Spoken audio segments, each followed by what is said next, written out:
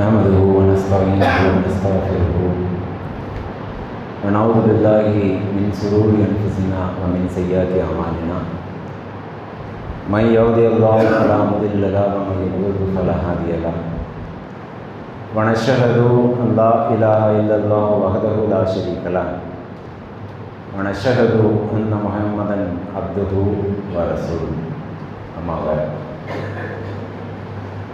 சூரியன் உதிக்கக்கூடிய நாட்களிலேயே சிறந்த நாள் ஜுமாவினுடைய நாள் என்றார்கள் இறைவனின் இறுதி தூதுவராம் அன்னலம் பெருமகனார் நபிகள் நாயகம் ஸல்லல்லாஹு அலைஹி வஸல்லம். அப்படிப்பட்டதொரு சிறப்புக்குரிய நாளில் படைத்த இறைவனால் மனிதர்களுக்கு வகுத்தளிக்கப்பட்ட இந்த இனிய இஸ்லாமிய மார்க்கத்தினை அதனினுடைய தூய்மை மனம் மாறாமல் அறிந்து கொள்வதற்காகவும் அறிந்து கொண்ட அந்த சத்திய மார்க்கத்தினை நம்முடைய வாழ்க்கையில் நடைமுறைப்படுத்துவதற்காகவும் அல்லாஹ்வினுடைய ஆலயத்தில் ஒன்று குழுமியிருக்கிறோம். சத்தியத்தை கேட்டுணர்ந்து வாழ்க்கையில் நடைமுறைப்படுத்துகின்ற நல்லதொரு பாக்கியத்தினை ரப்புல் ஆலமீன் குழுமியிருக்கின்ற அனைவருக்கும் தந்து அருள் புரிய வேண்டும். எல்லாம் வல்ல அல்லாஹ்வினுடைய நல்லடியார்களே, ஒரு சில தினங்களுக்கு முன்னால் நம்முடைய இந்திய தேசத்தின் தலைநகரத்தில் ஒரு பிரதானமான இடத்தில் ஒரு கார் வெடித்து அந்த வெடிப்பு நிகழ்வில் கிட்டத்தட்ட 13 நபர்கள் உயிரிழந்த நிகழ்வையும் அந்த நிகழ்வில் 20க்கும் மேற்பட்டவர்கள் காயமடைந்த அந்த செய்திகளை தொடர்ச்சியாக நாம் செய்தி ஊடகங்கள் வழியாக பார்த்திருப்போம். அந்த நிகழ்வு நடைபெற்ற நாளிலிருந்து அதனை குறித்த பல்வேறு செய்திகள் சமூக வலைத்தளங்களிலும் தொலைக்காட்சிகளிலும் தொடர்ச்சியாக தினந்தோறும் வந்து கொண்டிருக்கக்கூடிய காட்சிகளை எல்லாம் நாம் பார்க்கிறோம். அதில் மரணித்த 13 பேரும் அப்பாவி பொதுமக்கள். அதனை குறித்த விசாரணை என்பது இந்திய அரசாங்கத்தால் முடுக்கிவிடப்பட்டு பல்வேறு வகைகளிலும் பல்வேறு கோணங்களிலும் அதனுடைய விசாரணைகளை நடத்தி கொண்டிருக்கிறார்கள். ஆனால் விசாரணை ஒருபுறம் இருந்தாலும் இது நடத்தியவர்கள், இதில் ஈடுபட்டவர்கள், இது விபத்தாக நடந்ததா அல்லது திட்டமிட்டு நடந்ததா என்கின்ற செய்திகள் எல்லாம் அதனை குறித்த முழு தகவல்கள் இன்னும் வெளிவராத நிலையில் இது திட்டமிட்டு நடத்தப்பட்ட ஒரு சதி என்றுதான் இன்று வரை செய்திகள் வந்து கொண்டிருக்கிறது. அதன் அடிப்படையில் இதனை யார் செய்திருந்தாலும், இந்த நிகழ்வுகளில் எந்த தரப்பினர் ஈடுபட்டிருந்தாலும் இது ஒரு கண்டனத்திற்குரிய ஒரு செயல். மரணித்த அந்த அப்பாவி பொதுமக்கள் என்பவர்கள் ஒரு பரிதாபத்திற்குரிய நிலையை அடைந்திருக்கிறார்கள் என்றெல்லாம் தான் குறிப்பிட வேண்டும். இது ஒரு புறம். இதை எந்த தரப்பு செய்திருந்தாலும், எந்த காரணத்திற்காக செய்திருந்தாலும், இதில் ஈடுபட்டவர்கள், அதில் துணை நின்றவர்கள், அதற்காக ஏதேனும் ஒரு வகையில் ஒத்துழைப்பு தந்தவர்கள் என எல்லா தரப்பும் கைது செய்யப்பட வேண்டும்.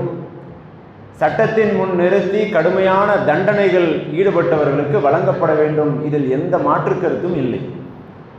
இதில் எந்த ஒரு சமுதாயத்திற்கும் எந்த ஒரு இனத்திற்கும் யாருக்கும் மாற்று கருத்தே இருக்க முடியாத இந்த நிலையிலும் கூட இதனை குறித்து வரக்கூடிய செய்திகள், இதனை வைத்து செய்யப்படக்கூடிய பிரச்சாரங்கள், இதனை தொடர்ந்து நடைபெறக்கூடிய நிகழ்வுகளைத்தான் இந்த நேரத்தில் நாம் கவனிக்க கடமைப்பட்டு இருக்கிறோம். இந்த நிகழ்வு மாத்திரமல்ல, இப்பொழுது நடைபெற்றிருக்கக்கூடிய இந்த நிகழ்வை மட்டும் வைத்து சொல்லவில்லை. இதற்கு முன்னால் நடைபெற்ற இது போன்ற எந்த நிகழ்வுகளாக இருந்தாலும் அது உடனே முஸ்லீம் சமுதாயத்தின் பக்கம் திருப்பிவிடக்கூடிய, ஈடுபட்டவர்கள் முஸ்லீம்களாகவே இருந்தாலும் கூட அவர்கள் தண்டிக்கப்பட வேண்டியவர்கள், அவர்கள் சட்டத்தின் முன்னால் நிறுத்தப்பட வேண்டியவர்கள் என்பதில் எந்த மாற்று கருத்தும் இல்லை. அவர்களுக்கும் இந்த மார்க்கத்திற்கும், மார்க்கம் சொல்லக்கூடிய உபதேசங்களுக்கும் எந்த சம்பந்தமும் இல்லை. ஆனால் அதனை வைத்துக்கொண்டு ஒட்டுமொத்த இந்திய தேசத்தில் வாழக்கூடிய இஸ்லாமியர்கள், ஏதோ அத்துணை இஸ்லாமியர்களும் இது போன்ற ஒரு சிந்தனையில் இருப்பதை போல, இது போன்ற நிகழ்வுகளை ஆதரித்துத்தான் முஸ்லிம்கள் வாழ்ந்து கொண்டிருக்கிறார்கள் என்பதை போல செய்திகள் தொடர்ச்சியாக வெளியிடப்படக்கூடிய சமூக வலைத்தளங்களில் பரப்பக்கூடிய காட்சிகளை பார்க்கிறோம். இதுவும் கண்டனத்திற்கு உரியது. இன்னும் குறிப்பிட்டு சொல்வதாக இருந்தால், மத்தியில் ஆளக்கூடிய பாஜக ஆட்சியில் வந்த காலத்திலிருந்து இந்த முஸ்லிம் சமுதாயத்தின் மீது அவர்கள் கட்டவிழ்த்து விடுகின்ற ஒவ்வொரு சட்டங்கள், ஒரு கலவரம் நடக்குது, ஒரு சண்டை நடக்குது, அதில் ஒருவர் கொல்லப்படுகிறார்கள், ஒரு குடும்பம் பாதிக்கப்படுகிறதுனா அது நிகழ்வு வேற. அதனையும் தாண்டி சட்ட ரீதியாக இன்றைக்கல்ல, நாளைக்கல்ல, 5 வருடங்களில் 10 வருடங்களில் இஸ்லாமியர்கள் என்பவர்கள் இந்த இந்திய தேசத்தில் வாழ்வாதாரத்தையே கேள்விக்குறியாக்கக்கூடிய ஒவ்வொரு காரியங்களையும் தொடர்ச்சியாக செய்து கொண்டே தான் இருக்கிறார்கள். நாமும் பார்த்து கொண்டுதான் இருக்கிறோம். எல்லா சமுதாயமும் பார்த்து கொண்டுதான் இருக்கிறார்கள். சட்டங்கள் இயற்றப்படும் பொழுதோ, இஸ்லாமிய சமுதாயம் வஞ்சிக்கப்படும் பொழுதோ குரல் எழுப்பாதவர்கள் தான் இன்றைக்கு குரல் எழுப்புகிறார்கள். அது ஒரு புறம் இருந்தாலும், சட்ட ரீதியாக சொல்றதா இருந்தால் நிறைய சொல்லிக்கொண்டே போகலாம். முத்தலாக் தடை சட்டம் என்று கொண்டு வந்தார்கள். அதன் பின்னால் குடியுரிமையே கேள்விக்குறியாக்கக்கூடிய சட்டங்களை கொண்டு வந்தார்கள். இஸ்லாமியர்களினுடைய பொது சொத்தான வக்ஃப் வாரியங்களில் கை வைத்தார்கள். இப்படி ஒவ்வொன்றாக தொடர்ச்சியாக நடந்து கொண்டே தான் இருக்கிறது. ஏன் இப்ப சமீபத்தில் நடைபெறக்கூடிய இந்த வாக்குரிமையினுடைய அந்த பட்டியலை திருத்தி அமைக்கிறோம் என்று நடைபெறக்கூடிய நிகழ்வுகள் வரை எல்லாமே இஸ்லாமிய சமுதாயத்தை வஞ்சிக்கக்கூடிய, இஸ்லாமிய சமுதாயத்தினுடைய வாழ்க்கையை கேள்விக்குறியாக்கக்கூடிய அத்துணை காரியங்களையும் சட்ட ரீதியாக அதை தான் கவனிக்கணும். ஒன்றன் பின் ஒன்றனா ஒன்று முடிஞ்சா இன்னொன்று அடுத்தடுத்து கொண்டு வந்தே இருக்கிறார்கள். நாமும் பார்த்து கொண்டே தான் இருக்கிறோம். இந்த நேரத்தில் இது மாத்திரமல்ல, இத்தோடு நடைபெறக்கூடிய, இத்தோடு நிறைவு பெறக்கூடிய நிகழ்வுகள் அல்ல, இன்னும் இது தொடரும். இன்னும் நடத்துவார்கள், இன்னும் நடத்தி கொண்டே தான் இருப்பார்கள். அடுத்தடுத்து சட்ட ரீதியாக நம்மை அகதிகளாக மாற்றுவதற்கு இவர்கள் முனையளவும் தயங்க மாட்டார்கள். இதனை செய்து கொண்டே தான் இருப்பார்கள். இந்த தருணத்தில் இஸ்லாமியர்களாக வாழக்கூடிய நாம், நம்முடைய உள்ளங்களிலும் வாழ்க்கையிலும் இஸ்லாமிய மார்க்கத்தை ஏற்று நடைமுறைப்படுத்தி கொண்டிருக்கக்கூடிய நாம் தெரிந்து கொள்ள வேண்டிய செய்திகள் என்ன? இது போன்ற நிகழ்வுகளின் பொழுது நம்முடைய நிகழ்வுகள், நம்முடைய செயல்பாடுகள் எப்படி இருக்கணும்? அழகாக இஸ்லாமிய மார்க்கம் நமக்கு பாடம் நடத்தி இருக்கிறது. காலங்காலமாக இந்த ஏகத்துவத்தையும் இந்த இஸ்லாத்தினையும் என்றைக்கு நாம் தெரிந்து கொள்ள ஆரம்பித்தோமோ, என்றைக்கு நம்முடைய வாழ்க்கையில் நடைமுறைப்படுத்த ஆரம்பித்தோமோ, அன்று முதல் இன்று வரை நாம் நீண்ட நெடிய பாடங்களை பெற்றிருக்கிறோம். இந்த உலகத்தில் அல்லாஹ் இறை தூதரை அனுப்பியிருந்தான். அந்த இறை தூதரின் வாயிலாக நம்முடைய தொழுகைகள், நம்முடைய இபாதத்துகள், மார்க்க ரீதியான எல்லா சட்டங்களையும் கற்றுத்தந்தான். அத்தோடு அல்லாஹ் விடாம இன்னொரு ஏற்பாட்டையும் செய்திருக்கிறான். அந்த ஏற்பாடு என்ன தெரியுமா? நம்முடைய வாழ்க்கையில் இந்த இஸ்லாத்திற்கு எதிரான என்ன எதிர்ப்புகள் வந்தாலும் அதை தாங்கி நிற்க, அதை எதிர்த்து நிற்க, அதற்கு முன்னால் துணிவாக நிற்க அல்லாஹ் எதனை உருவாக்கி வைத்தான் தெரியுமா? அதுதான் சஹாபாக்களினுடைய வரலாறுகள். அதை எடுத்து படிச்சு பாருங்க. இன்றைக்கு நாம் எதனை எதிர்கொண்டு இருக்கிறோமோ, நாம் எதனையெல்லாம் அனுபவித்துக் கொண்டு இருக்கிறோமோ, அதெல்லாம் அந்த சஹாபா பெருமக்கள் அனுபவித்ததில், எதிர்கொண்டதில் 1% கூட இருக்காது. ஆரம்ப காலகட்டத்தில் அல்லாஹ்வினுடைய தூதர் இந்த இஸ்லாமிய மார்க்கத்தை எடுத்து சொல்லும் பொழுது, ஒருவேளை அல்லாஹ்வினுடைய தூதர் இந்த தௌஹீதை எடுத்து சொன்ன உடனே அன்றைய சமுதாயத்தில் இருந்த அத்துணை செல்வந்தர்களும் இந்த இஸ்லாத்தினை ஏற்றிருந்தால், அன்றைக்கு இருந்த பணக்காரர்கள் எல்லாம் அல்லாஹ்வினுடைய தூதரை மனமுவந்து ஏற்று இஸ்லாமியர்களாக மாறி இருந்தால், உண்மையில் இன்றைக்கு நாம் பேசுவதற்கோ, தெரிந்து கொள்வதற்கோ, பாடம் படிப்பதற்கோ சஹாபாக்களினுடைய தியாக வரலாறு, அவர்களினுடைய வாழ்க்கைகள் தரக்கூடிய பாடங்கள், படிப்பினைகள் என்று ஒன்று இருந்திருக்காது. அதனால்தான் அல்லாஹ் ஏற்பாடு செய்தானோ என்னவோ, ஆரம்ப காலகட்டங்களிலேயே அல்லாஹ் எப்படிப்பட்ட வரலாறுகள் பின்னாளில் கிடைக்க வேண்டும் என்று உருவாக்கி வைத்தானோ என்னவோ அல்லாஹ்விற்கு தான் தெரியும். அபூதர் என்கின்ற ஒரு நபித்தோழர், ஆரம்ப காலங்களிலே இஸ்லாத்தை ஏற்றவர், அர்க்கம் ரலியல்லாஹு அவர்களினுடைய வீட்டில் அல்லாஹ்வினுடைய தூதர் இருக்கும் பொழுது ஒரு நாள் ரசூலுல்லாவை சந்திக்க வருகிறார். அதுதான் ரசூலுல்லாவை சந்திக்கக்கூடிய முதல் சந்திப்பு. ரசூலுல்லாவை வந்து சந்திக்கிறார். இஸ்லாத்தினை பற்றி எல்லாம் கேட்டு தெரிந்து கொள்ளுகிறார். தெரிந்து கொண்டு இஸ்லாத்தினையும் ஏற்றுக்கொள்ளுகிறார். ஏத்துக்கிட்டு ரசூலுல்லாஹ்ட்ட கேட்கிறாங்க, யா ரசூலுல்லாஹ், இன்றைக்கு இஸ்லாத்தினுடைய நிலை என்ன?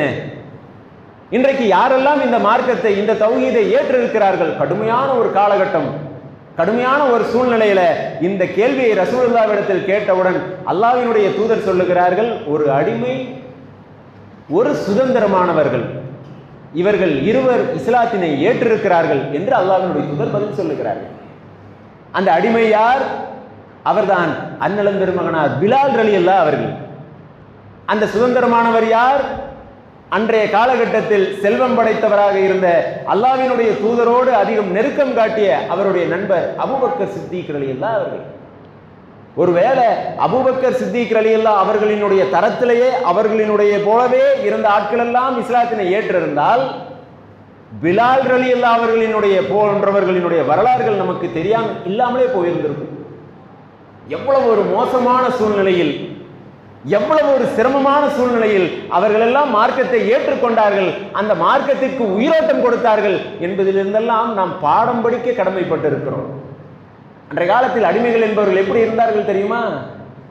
இன்றைக்கு நாம் பயன்படுத்துகிறோமே இரும்பு பொருட்கள், இரும்பு சாதனங்கள், நம்முடைய தேவைகளை நிறைவேற்றுவதற்கு நிறைய சாதனங்களை இன்னைக்கு நம்ம பயன்படுத்துறோமா இல்லையா? அதெல்லாம் உயிரில்லாத பொருட்கள். எதுவா இருந்தாலும் சரிதான். இதோ இந்த மேடை, இந்த மைக்கு, இருக்கக்கூடிய இடம், கட்டடம் எல்லாம் உயிரில்லாத பொருட்கள். இதையெல்லாம் நம்முடைய தேவைகளுக்காக நாம் பயன்படுத்திக் கொள்ளுகிறோம். ஆனால் அன்றைய காலகட்டத்தில் இதை போலவே பயன்படுத்தி கொண்டிருந்தார்கள். யாரை? உயிருள்ள மனிதர்களை அடிமைகள் என்ற பெயர். அவர்களுக்கு எந்த உணர்வும் கிடையாது, அவர்களுக்கு பசி தூக்கம் என்பது கிடையாது. அவங்களுக்கு இந்த நேரத்தில் சாப்பாடு கொடுக்கணும், இப்படி ஒரு ஆடை கொடுக்கணும், அவங்களினுடைய இயற்கை தேவை, அவர்களினுடைய வாழ்க்கை மனிதர் என்கின்ற பட்டியலே அவங்க கிடையாது. ஒரு கால்நடைக்கு வழங்கப்பட்ட அந்த உரிமை கூட, அந்த பராமரிப்பு கூட அந்த மனிதர்களுக்கு இருந்தது கிடையாது. அப்படிப்பட்ட வர்க்கம் தான் அந்த அடிமை வர்க்கம். ஒரு ஒட்டகம் வச்சிருந்தா அதுக்கு நல்ல சாப்பாடு போடுவான், அது நல்ல கொழுத்து வளரணும், பார்க்கறதுக்கு நல்ல அழகா இருக்கணும், அதை அழகுபடுத்துவார்கள், அதை குளிப்பாட்டுவார்கள், அதற்கு உணவு வழங்குவார்கள். ஆனால் அந்த மனுஷனுக்கு கிடையாது. ஏன்னா அவன் அடிமை. அந்த ஒட்டகம் தங்குவதற்கு என்று ஒரு வீடு இருக்கும், அதில் மழையில் நனையக்கூடாது, வெயிலில் நனையக்கூடாது என்ற ஒரு இருப்பிடத்தை உண்டாக்கி வைத்திருப்பார்கள். ஆனால் அந்த மனுஷனுக்கு கிடையாது. ஏன்னா அவன் அடிமை. ஒரு மனிதனினுடைய மானத்தை மறைப்பதற்கு கூட அங்கு ஆடைகள் முழுமையாக வழங்கப்பட்டிருக்கிறது, அரைகுறை ஆடைகள். அப்படிப்பட்ட ஒரு வர்க்கம் அடிமை. அந்த அடிமை வம்சத்தை சார்ந்த பிலால் ரலியல்லாஹு அவர்கள். ஒரு சபை கூடியிருக்கிறது, அந்த சபையில் கூடியிருந்தால் அந்த முதலாளிகளினுடைய அடிமைகள் கூட இருப்பார்கள், அவர்களுக்கு உதவி செய்வதற்காக இருப்பார்கள். ஆனால் கூட இருக்கலாம், அந்த சபையில் என்ன பேசப்படுகிறதோ அதனை காது கொடுத்து கேட்கக்கூடாது, அதுக்கு எந்த பதிலும் சொல்லக்கூடாது, அதை பற்றி எந்த ரியாக்ஷனையும் காமிக்க கூடாது. என்னால் அவர்கள் அடிமை. அப்படிப்பட்ட சபைதான் ஒரு நாள் ஒரு சபை. பிலால் ரலியல்லாஹு அவர்களினுடைய எஜமான் உமையா பின் கலப் பிலால் ரலியல்லாஹு அவங்களோட போறான். அந்த சபையில் உட்கார்ந்து பேசிக் கொண்டிருக்கிறார்கள். என்ன பேசுகிறார்கள்? அல்லாஹ்வினுடைய தூதரை எப்படி அடக்கணும், ரசூல் ஸல்லல்லாஹு அலைஹி வஸல்லம் சொல்ற அந்த மார்க்கத்தை எப்படி தடுத்து நிறுத்தணும் என்கின்ற செய்திகள் எல்லாம் பேசப்படுகிறது. அதுவரை பிலால் ரலியல்லாஹு அவர்கள் இதற்கு முன்னமும் இது போன்ற பல சபைகளில் சென்றிருந்தாலும் அங்கே என்ன பேசப்படுகிறது கேட்க மாட்டார். கேட்டு அவசியம் இல்லை, கேட்டு ஒன்றும் பண்ண போறது இல்லை, ஒன்றும் பண்ணவும் முடியாது. ஆனால் அந்த சபையில் நிற்கிறார் பிலால் அவர்கள். அல்லாஹ் எப்படி ஒரு ஏற்பாட்டை செய்திருக்கிறான் பாருங்கள். அதற்கு முன்னால் நடைபெற்ற கூட்டங்கள் வரை, அதற்கு முன்னால் நடைபெற்ற எந்த சபைகளிலும் சென்று நின்றவர், எதையுமே காதில் வாங்காதவர் அந்த சபையில் நிற்கிறார். அல்லாஹ் பேசப்படுவதையெல்லாம் காதில் விட வைக்கிறான். இவர் மாதிரியே ஒரு அடிமை, மொத்த குடும்பமும் அடிமையை சார்ந்தவர்கள். யார்? யாசிர் ரலியல்லாஹு அவர்கள், சுமையா ரலியல்லாஹு அவர்கள், அம்மார் ரலியல்லாஹு அவர்கள். அவங்களும் இஸ்லாத்தை ஏற்றிருக்காங்க. அந்த அம்மார் அந்த சபையில் இழுத்து வரப்படுகிறார். அங்க இருக்கக்கூடிய முதலாளிகள் எல்லாம் சொல்லுகிறார்கள், லாத்தை வணங்கு, உஸ்ஸாவை வணங்கு, அதனை வணங்குகிறேன் என்று சொல்லிவிடு, உன்னை விட்டு விடுகிறோம். அவர் கேட்கல, அவர் அதனை உடனே அங்கீகரிக்கல. அவரை அடிக்கக்கூடிய, அவரை தாக்கக்கூடிய பொறுப்பை யாரிடத்தில் கொடுக்கிறார்கள்? பிலால் ரலியல்லாஹு அவர்களிடத்தில் சாட்டையை கொடுத்து அடிக்க சொல்லுகிறார்கள். அதுவரைக்கும் பிலால் ரலியல்லாஹு அவர்கள் இஸ்லாத்தை ஏத்துக்கிட்டாரு, நான் இஸ்லாமிய நான் மாறிட்டேன், நான் களிமா சொல்லிட்டேன், அதெல்லாம் ஒண்ணுமே நடக்கல. சபையில் நின்றிருந்தவர், இந்த பேச்சுக்களை எல்லாம் பேசும்போது அந்த பேச்சை கேட்டவர், அவ்வளவுதான். ஆனால் அல்லாஹ் உள்ளத்தில் எப்படிப்பட்ட ஒரு மாற்றத்தை தந்திருக்கிறான் பாருங்கள். இஸ்லாத்தை ஏற்றுக்கொள்ளுகிறார். அந்த தருணத்துல தான் உள்ளத்துல அது பதிஞ்சிருக்கு. சாட்டையோடு போறாரு. அம்மார் அடிக்கல. அவருடைய முதலாளி கட்டளை இடுகிறார், உமையா கட்டளை இடுகிறான் அடிக்க சொல்லி. ஆனா அடிக்கல, அப்படியே நிக்கிறான். திரும்ப திரும்ப உமையா சொல்றான் அடிக்க சொல்லி. பிலால் அவர்கள் அடிக்கல.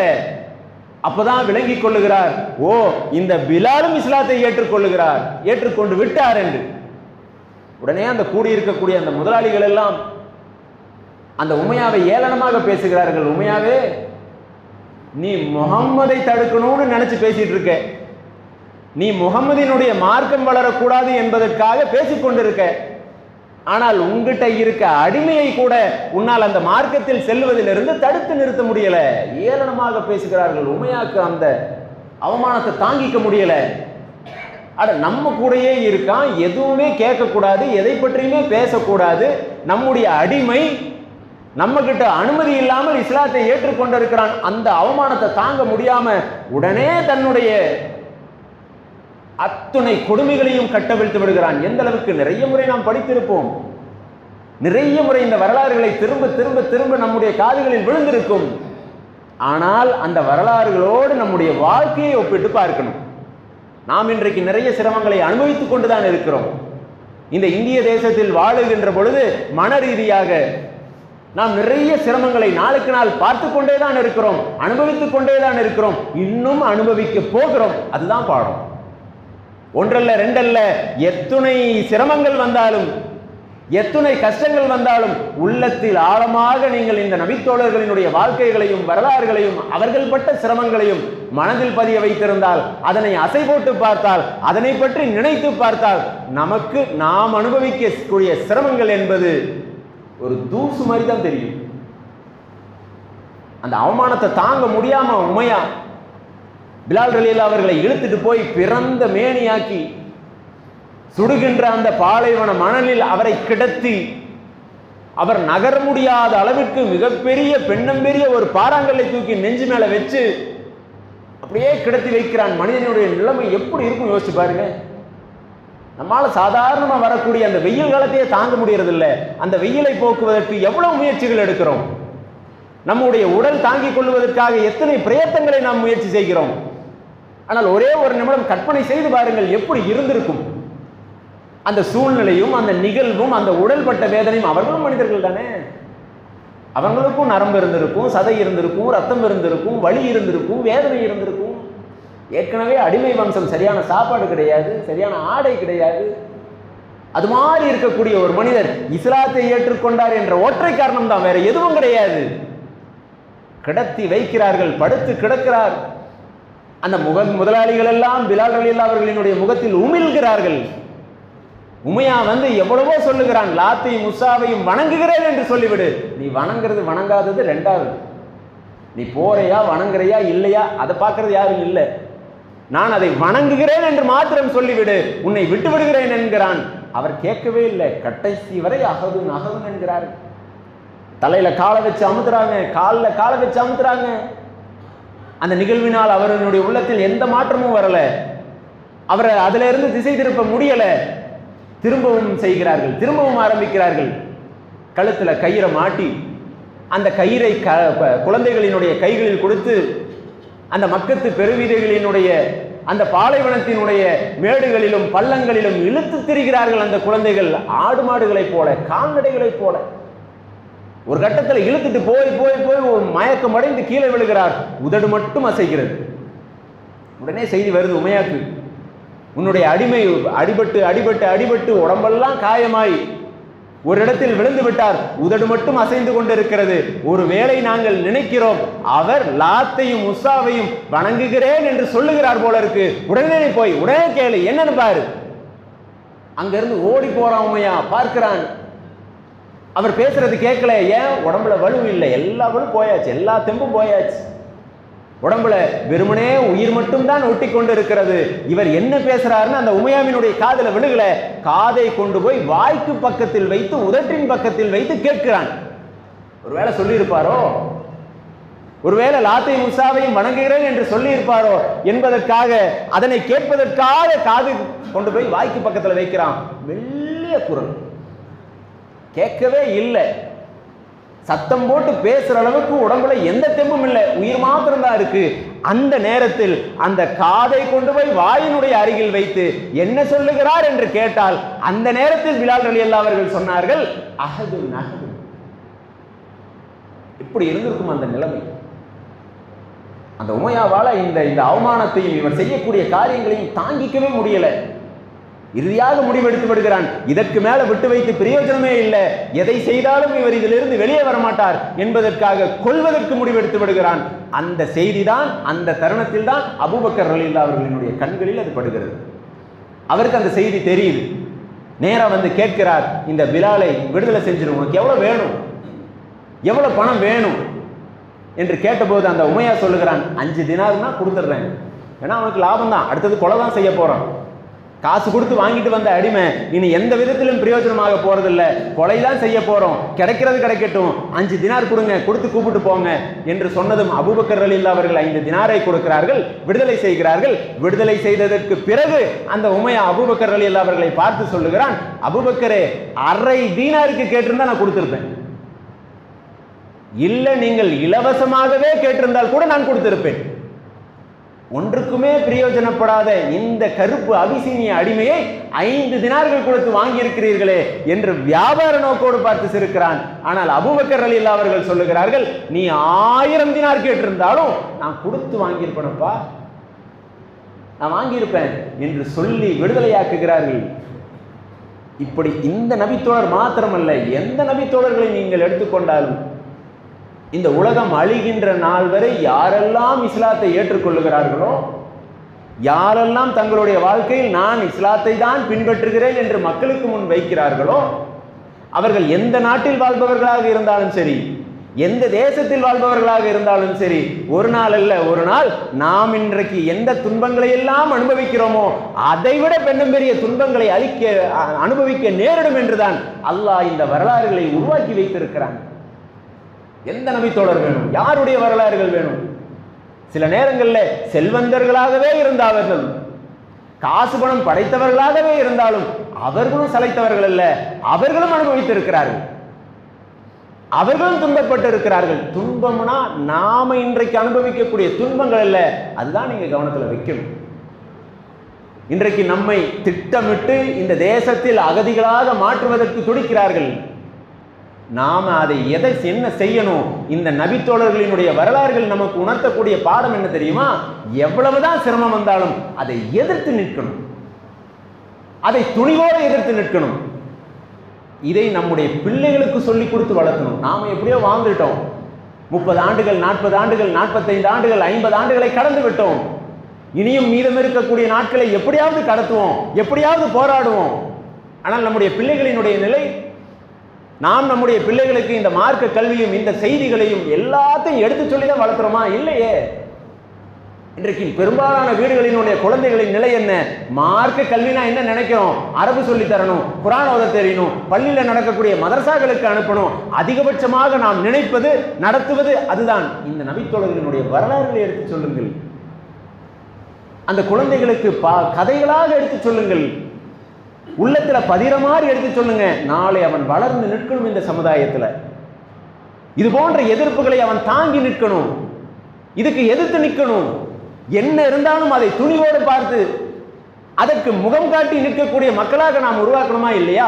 யாருக்கும் எதிராக கிடையாது, எந்த சமுதாயத்துக்கும் எதிராக கிடையாது, எந்த தீவிரவாதத்தையோ எந்த தேவையில்லாத செயல்களையோ கிடையாது. அல்லாஹ்வினுடைய மார்க்கத்தை நாம் இந்த உலகத்தில் பின்பற்றுவதிலிருந்து நம்ம எதுவும் தடுக்க முடியாது, எதுவும் தடுக்கக்கூடாது. எது தடுத்தாலும் அதனை உதாசீனப்படுத்தி அதனுடைய என்ன சிரமங்கள் இருந்தாலும் அதனை நாங்கள் வாழ்க்கையில் தாங்கிக் கொள்ள தயார் என்பதை அந்த பிஞ்சு உள்ளங்கள்ல இப்போ இருந்தே ஏத்துங்க. இன்றைய தினம் குழந்தைகள் தினம் என்று அனுசரிக்கிறார்கள். திரும்ப திரும்ப அந்த குழந்தைகளுக்கு எல்லா இடத்திலும் சொல்லப்படுவது என்ன? விளையாட்டை சொல்லி தருவான், ஆங்கில கல்வியையும் உலக கல்வியையும் சொல்லி தருவான். ஆனால் நாம் நம்முடைய வாழ்நாள் முழுவதும், இன்று மாத்திரமல்ல, இவர்கள் ஏதோ ஒரு நாள் கொண்டாடுகிறார்களே குழந்தைகள் தினம், அதுபோல அல்ல, வாழ்நாள் முழுவதும் நம்முடைய குழந்தைகளுக்கு இந்த வரலாறுகளை ஒன்றன் ஒன்றனாக எடுத்து சொல்லுங்கள். ஆண்களுக்கு சளைத்தவர்களா பெண்கள் இஸ்லாமிய வரலாற்றில்? பெண் குழந்தைகளுக்கு எடுத்து சொல்லுங்கள். முதலாக இஸ்லாமிய மார்க்கத்திற்கு உயிர் துறந்த பெண் தியாகி சுமையா ரலியல்லாஹு அவர்கள், அந்த வரலாறுகளை எடுத்து சொல்லுங்கள். எவ்வளவு காசு பணம் படைத்தவர் அபூபக்கர் சித்திக் ரலியல்லாஹு அவர்கள், எத்தனை காசு படைத்தவர் அப்துர் ரஹ்மான் பின் ஆஃப் அவர்கள். காசு இருந்தாலும் சரி, காசு இல்லாட்டியும் சரி, இந்த மார்க்கம் என்று ஏற்றுக்கொண்டால் இதனை நோக்கி இதிலிருந்து நம்மை வெளியேற்றுவதற்காக எல்லா சதி செயல்களும் நடத்துவார்கள். இன்னைக்கு அப்படி நடந்து கொண்டு இருக்கக்கூடியதுதான் இந்த வாக்குரிமை திருத்தம். எஸ்ஐஆர்னு சொல்றாங்களா இல்லையா? அதுல என்ன பூர்த்தி பண்ணணும், என்ன எழுதணும், எதற்காக இதை வைத்திருக்கிறார்கள் என்ற எந்த தெளிவு யாருக்குமே கிடையாது. அரசாங்க ஊழியர்களுக்கே கிடையாது. மாநில அரசாங்கம் கடுமையாக அதனை எதிர்க்கிறார்கள். ஆனாலும் நடைமுறைப்படுத்தப்படுகிறது. எதற்காக? ஏதாவது ஒரு சின்ன சிறிய தவறுகள் இருக்கும், பெயர்களில் தவறு இருக்கும். அந்த கார்டை எடுக்கிற ஆரம்ப காலத்தில் நம்முடைய தோற்றம் வேறு போல இருந்திருக்கும். 10 ஆண்டுகள் 20 ஆண்டுகள் கழிச்ச உடனே நம்முடைய தோற்றங்கள் மாறி இருக்கும், நம்முடைய முகவரிகள் மாறி இருக்கும், நம்முடைய அடையாளங்கள் மாறி இருக்கும்.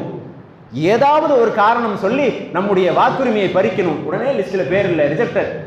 இது எப்போ தெரியும்? தேர்தல் வரும். தேர்தலுக்கு 10 நாளைக்கு முன்னாடி 20 நாளைக்கு முன்னாடி இறுதி வாக்காளர் பட்டியல்னு ஒன்று வெளியிடுவாங்க.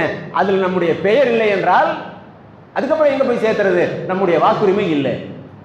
நாம் ஒரு தேசத்தில் வாழ்கிறோம் என்றால் அந்த தேசத்தினுடைய வாக்குரிமை மாத்திரம் நம்மிடமிருந்து பறிக்கப்பட்டு விட்டால் அதன் பின்னால் நாம் இந்த நாட்டினுடைய குடிமகன் என்ற அந்தஸ்தையே இழந்துடும், அகதிகளாக்கப்படும்.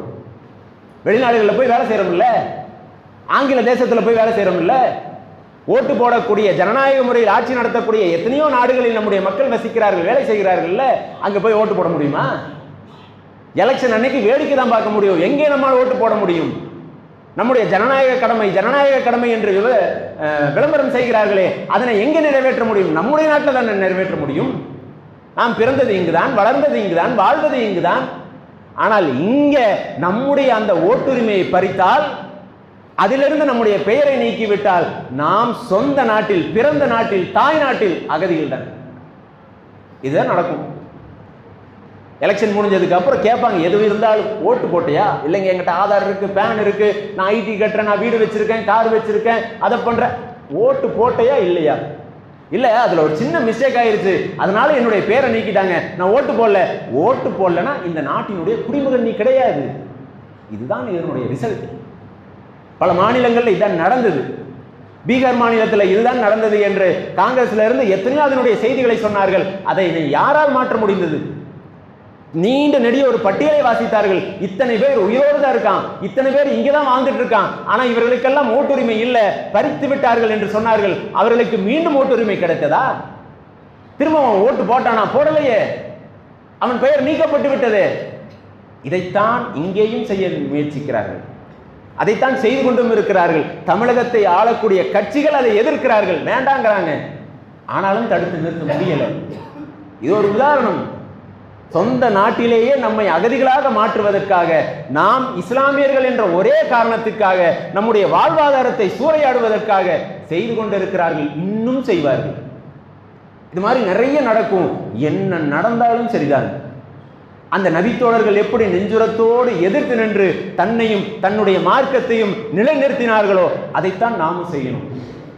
நமக்கு கிடைக்கக்கூடிய பாடம் அதுதான். எது நடந்தாலும் சரி, துணிவோடு எதிர்த்து நில்லுங்கள்.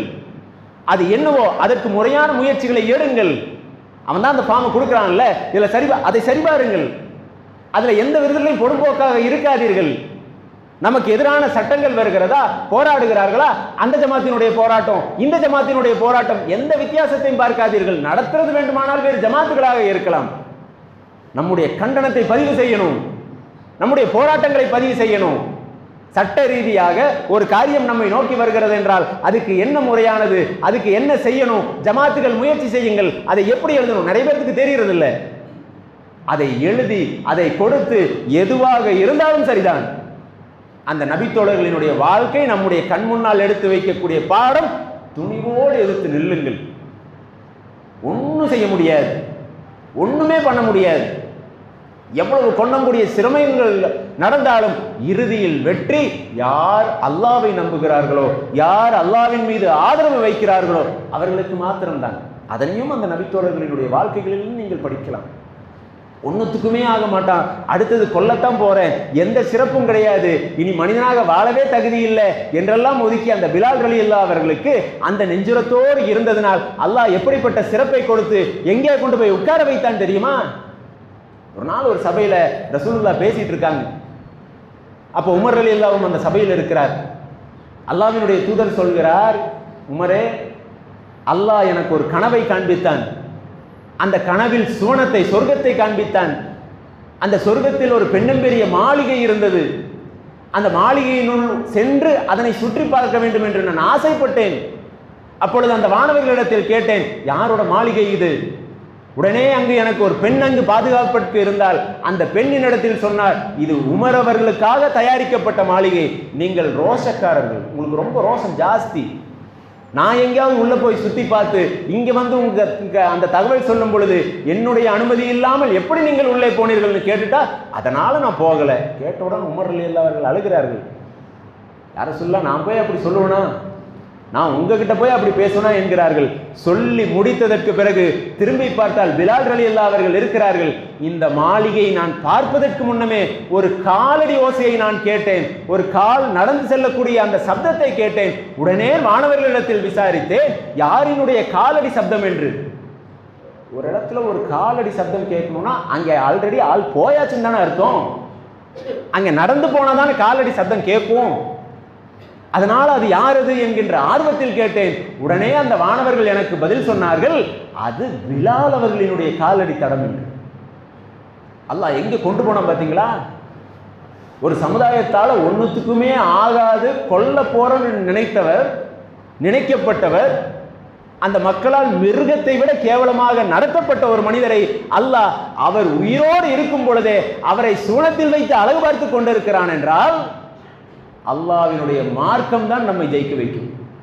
அந்த மார்க்கத்தை எவ்வளவு உறுதியோடு நெஞ்சுரத்தோடு நீங்கள் பற்றி பிடித்துக் கொண்டு அதற்கு எதிராக எவர் வந்தாலும் அதனை எதிர்த்து நிற்கிறீர்களோ அதுதான் நம்மை ஜெயிக்க வைக்கும். அப்படிப்பட்ட நன்மக்களாக அல்லாஹ் உங்களையும் என்னை ஆக்கி அருள் புரிவானாக.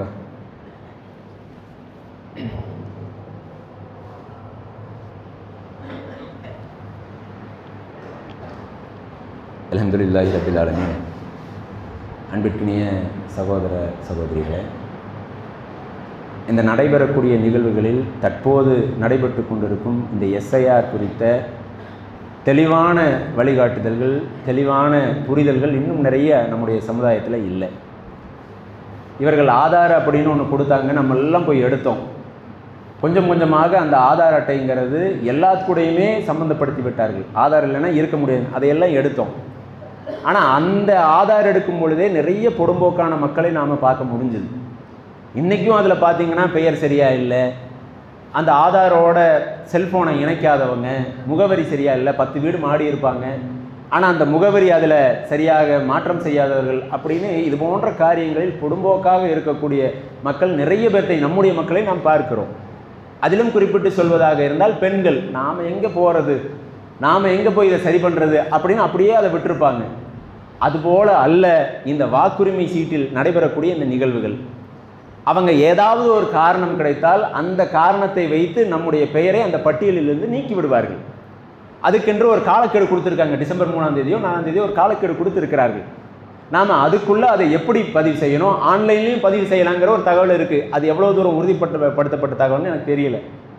ஆனால் அது முறையாக செய்து நம்முடைய ஒவ்வொருத்தரினுடைய பெயர், நம்முடையதையும் சரி, பருவமடைந்த குழந்தைகளோ நம்முடைய மனைவி யார் வீட்டில் இருக்கிறவங்களாக இருந்தாலும் சரி, நம்முடைய பெயர்களை அந்த வாக்குப்பதிவில் பதிவு செய்யக்கூடிய, அதில் நம்முடைய பெயர் பங்கு பெறக்கூடிய காரியங்களை முனைப்படுத்தி செய்யணும். அதில் எந்த தவறுகளும் வராமல் 2-3 மாதம் கிட்டத்தட்ட அதுக்கான நேரமும் இருக்குது. அந்த நேரத்தை தவறவிடாமல் செய்யணும். அதில் பொடும்போக்காக இருந்து தேர்தல் சமயத்தில் முன்னாடி சொன்னது போல தேர்தல் சமயத்தில் நம்முடைய பெயர் இல்லைன்னு வைங்களேன், ஒரு ஓட்டு போடலைன்னா என்ன ஆக போகுது, அதனால் என்ன என்று நாம் பொடும்போக்காக இருந்தால் நம்முடைய பெயரிலிருந்து நாம் ஓட்டு போடுறோமா இல்லையாங்கிறது ரெண்டாவது. ஆனால் பெயரே நீக்கப்பட்டு விட்டால் தெளிவாக தெரிந்து கொள்ளுங்கள், நாம் இந்த இந்திய தேசத்தில் அகதிகளாக மாற்றப்படுவோம். நாளைக்கு எங்கே போனாலும் கேட்பான், ஓட்டு போட்டையா, இல்லைங்க நான் அது பண்ணேன் இது பண்ணேன், பேர் போயிடுச்சு, ஓட்டு போட்டையா இல்லையா, எஸ்ஆர் நோ ஒரு பதிலை சொல்லு. நோன்னா அதுக்கான விளைவுகளை சந்திக்க வேண்டியது வரும். அதற்கான காரியங்களை நன்கு ஆலோசித்து எப்படியெல்லாம் இதனை செய்ய வேண்டும் செய்ய வேண்டும் என்று ஆலோசித்து தான் அரசாங்கங்கள் செய்து கொண்டிருக்கிறார்கள். இதில் நாம் சோட போயிடக்கூடாது. எப்படி மார்க்க ரீதியாக அத்துணை காரியங்களுக்கும் நாம் தெளிவோடும் உறுதியோடும் இருக்கிறோமோ, அதே போல இது போன்ற காரியங்களிலும் நாம் தெளிவோட உறுதியோடு இருந்து அதை செய்யுங்க. ஏன் செய்யாமல் இருக்கணும்? ஏன் அதில் புறம்போக்காக இருக்கணும்? மற்ற சமுதாயங்கள் எல்லாம் அதற்கு முனைப்படுத்தி செய்யும் பொழுது நாம் மட்டும் ஏன் விடணும்? அதில் ஒரு காலம் விட்டுறாதீங்க. அதில் எந்தவித குறைபாடுகளும் வைத்து நம்முடைய பெயர்களை இழந்து நம்முடைய ஓட்டுக்களை இழக்கக்கூடிய அந்த நிகழ்வுகள் வந்துடக்கூடாது. அதுக்கு முறையான தொடர்பு கொண்டு கேளுங்க. இன்றைக்கி நிறைய சோசியல் மீடியாலே அதற்கான வீடியோக்கள் வருது. அதை தப்பும் தவறுமாக அவசரப்பட்டு எதையும் செஞ்சிடாதீங்க. கிட்டத்தட்ட 2-3 மாதம் அதுக்கான நேரத்தை கொடுத்திருக்கிறார்கள். அதனை முறையாக செய்து நம்முடைய வாக்குரிமையை தக்க வைத்து கொள்ள வேண்டும். அது எதுக்குன்னு சொன்னால் நம்முடைய மார்க்கத்தை தக்க வைத்து கொள்ள. நீங்கள் இன்னைக்கு அறிவிச்சிங்கன்னு வைங்களேன், எங்களுக்கு இந்திய தேசம் முக்கியம், நாங்கள் எங்களுடைய மதமெல்லாம் எங்களுக்கு 2வது தான், மதமெல்லாம் முக்கியம் இல்லை, சில இடங்களில் சில ஜமாத்துகள் எப்படி விநாயகர் சதுர்த்தி ஊர்வலங்களில் பங்கெடுக்கிறார்களோ அதுபோல எம்மதமும் சம்மதம் அப்படின்னு போனீங்கன்னு வைங்களேன், எந்த பிரச்சனையும் இருக்காது. ஆனால் நாம் அப்படி இல்லை. நமக்கு மிக முக்கியமாக இருப்பது நம்முடைய மார்க்கம்தான். நம்முடைய உயிரா மார்க்கமா என்று கேட்டால் மார்க்கம்தான். மற்ற எந்த சமுதாயமும் உலகத்தில் எவனும் அதை சொல்ல மாட்டான். உயிரா உன்னுடைய மதம்னா உயிர்னு தான் சொல்லுவான். இஸ்லாமியர்கள் மாத்திரம்தான் உயிரா இஸ்லாமனா இஸ்லாம் என்று சொல்லுவார்கள். அதை கடைபிடிக்க வேண்டும் என்றால் இது போன்ற எந்த காரியங்களையும் விட்டுவிடாதீர்கள். அதில் முனைப்போடு செயல்பட்டு அதற்கான அனைத்து நல்ல விஷயங்களையும் செய்கின்ற நன்மக்களாக அல்லாஹ் உங்களையும் என்னை மாக்கியர் புரிவானாக. வாஹர் தவனான் அல்ஹம்துலில்லாஹி ரப்பில் ஆலமீன்.